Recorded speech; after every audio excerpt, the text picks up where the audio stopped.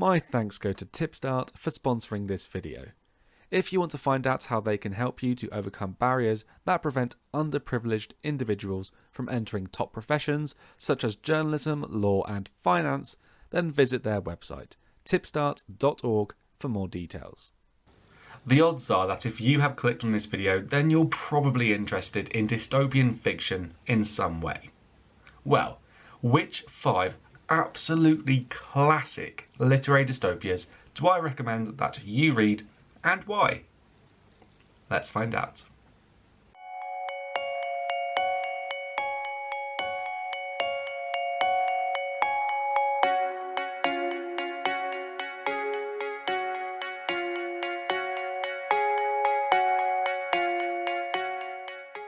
First of all, we have 1984 by George Orwell. Now, look, it would be totally remiss of me to not mention Orwell's novel in a video like this, simply because 1984 is so influential on the genre of literary dystopias. Focusing on the consequences of living under a totalitarian state in which mass surveillance is commonplace and truth, facts and even history are abused and manipulated for the benefit of the ruling party, Orwell's novel follows Winston Smith, a normal guy really within this world. But the thing about Winston is that he starts to rebel.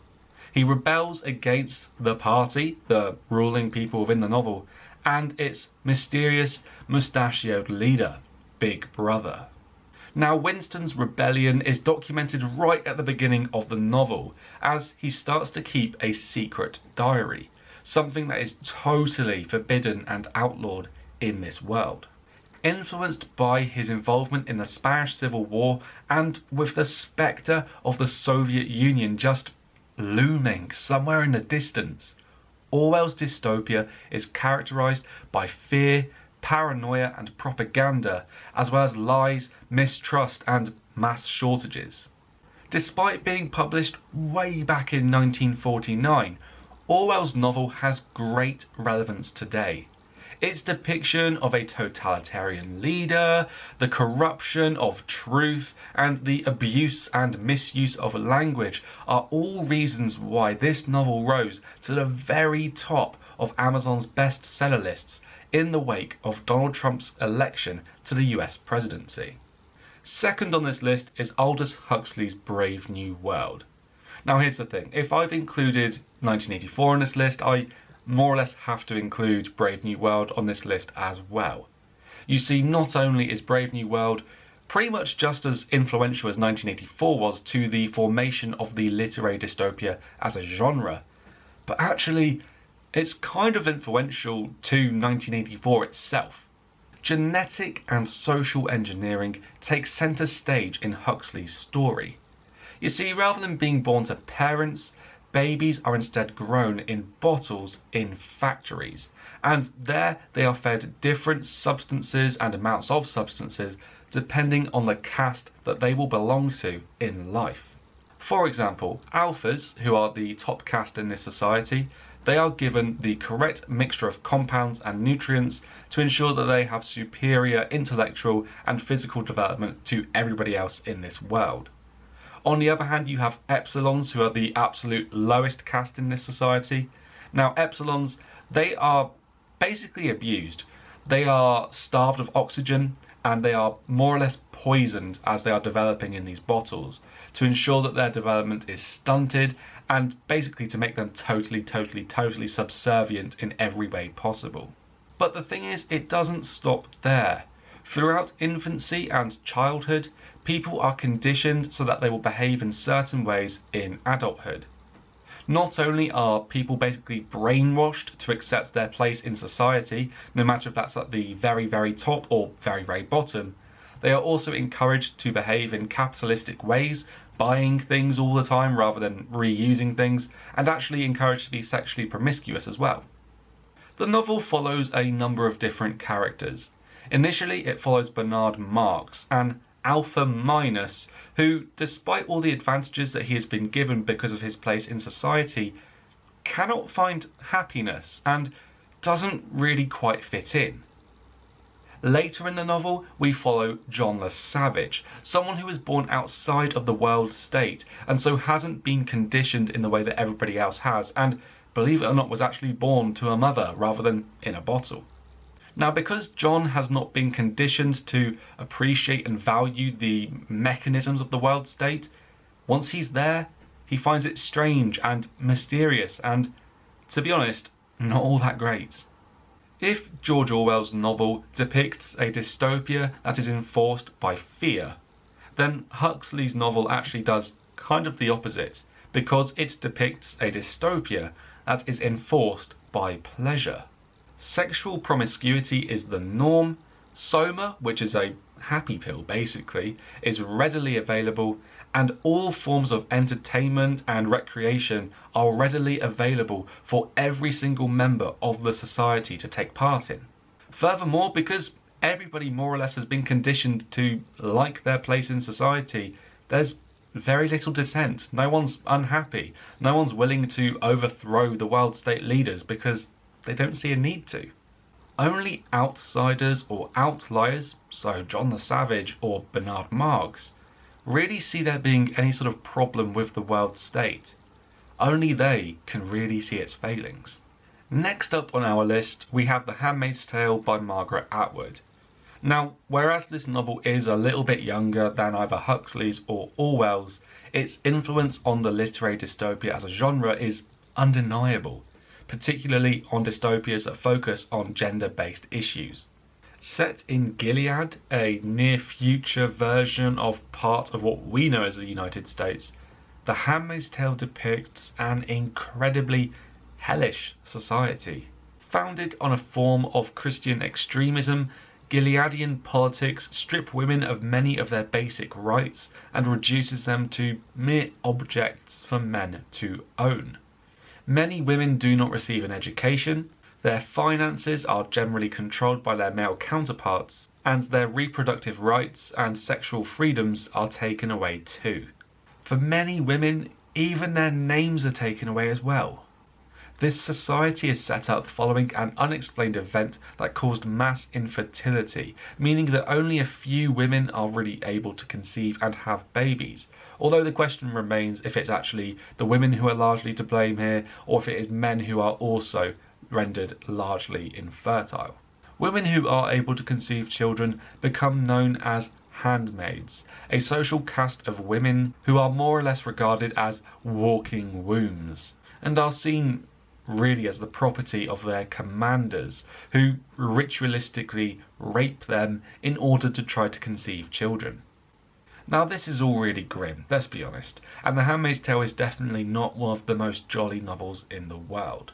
Specifically, it follows Offred as she navigates life in Gileadian society, as she is a handmaid. Now, her attempts to navigate this kind of quite new world to her does ultimately lead to her making attempts at rebelling against the new system. Whether or not she's successful, I'll leave for you to find out.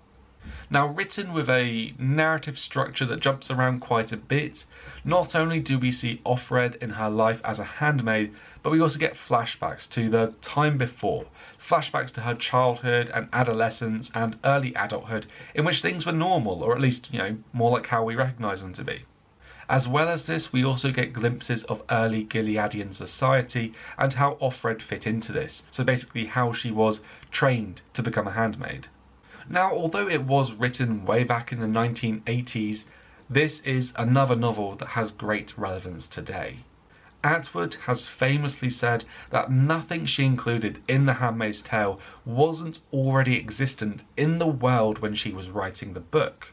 And yet, even today, in the 2020s for goodness sake, we see that women's rights, whether they are economic, reproductive, or something else, are consistently challenged, threatened, and, to be honest, taken away. At number 4, we have Cormac McCarthy's novel, The Road.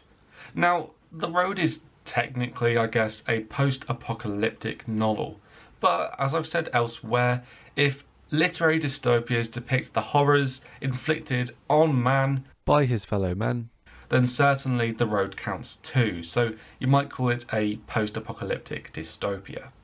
The road follows a father and his young son as they traverse across a desolate and barren North American landscape, some point after an unspecified extinction event that's clearly devastated North America. The novel is gritty and dark and claims that, should the end of the world actually arise, the survival instinct of every person will mean that humanity becomes incredibly selfish. It will inspire an every man for himself attitude, something that is so totally uncaring and clearly self-centered. It is precisely this mentality that the novel shows leads to chaos and disorder and, quite frankly, some really, really horrific human behaviours. Truly, in this novel, the end of the world beckons a dystopia because it completely severs the possibility of there being healthy human relationships and instead shows how utterly selfish and really quite awful human beings can be to each other. As the father and son travel across this bleak world, they must make some difficult choices, witness some harrowing things, and battle against a fate that is increasingly unavoidable and extremely unhappy. Now, I've included this book in this list for a number of reasons, but there are two main ones that really stand out for me.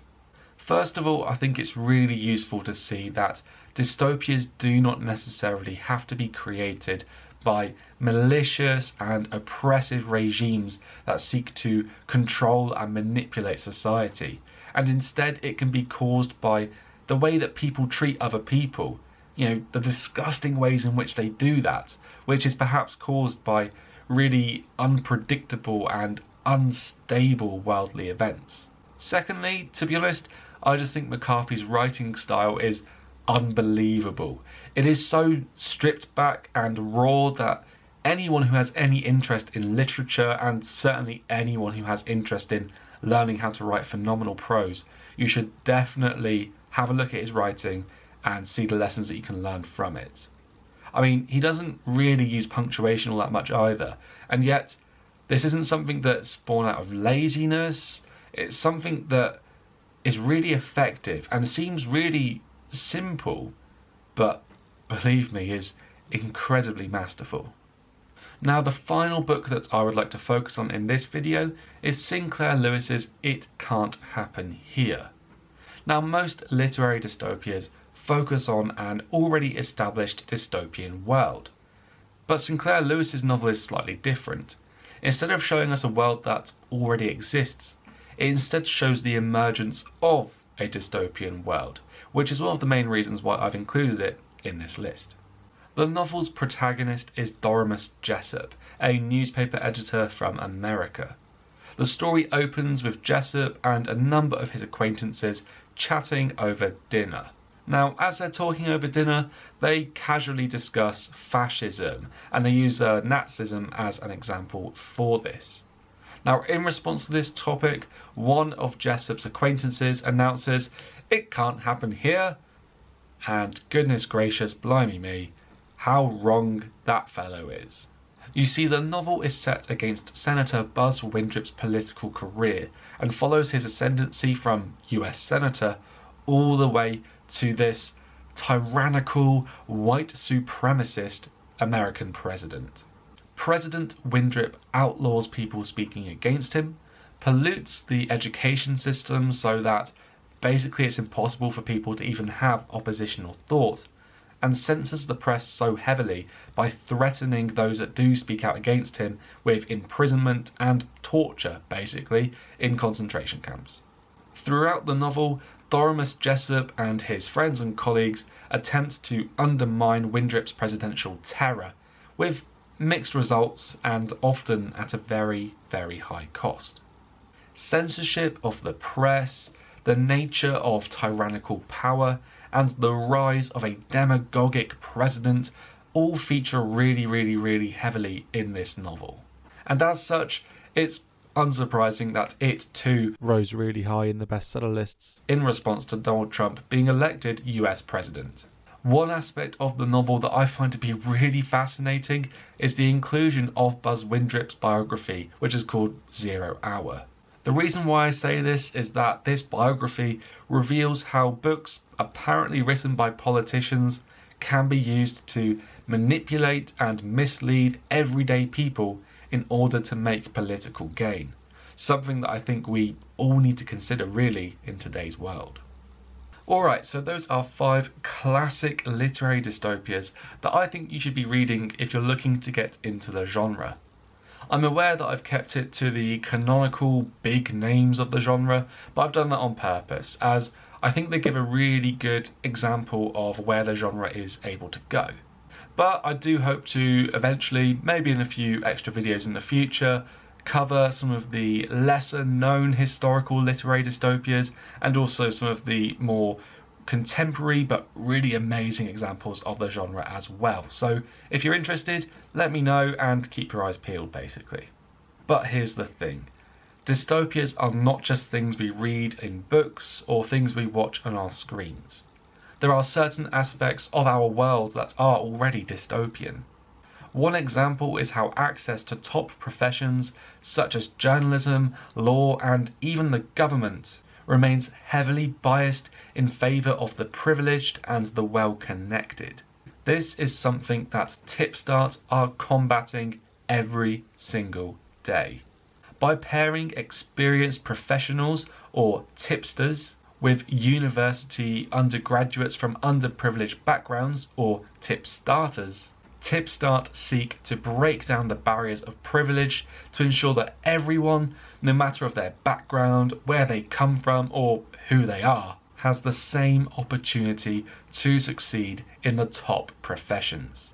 You can find out more information at tipstart.org, a link for which is down in the description, and thank you so much to Tipstart for reaching out and sponsoring this video. Genuinely, I think their mission is great. As a former teacher, I've seen so many brilliant young people be denied excellent opportunities, and not because of a lack of ability, but simply because of who they are or where they come from. And I don't know about you, but that just sounds incredibly unjust. As such, I am absolutely thrilled to see that Tipstart are making moves to tear down those barriers. Hopefully, with their help, we might find ourselves living in a world that is a little bit less dystopian.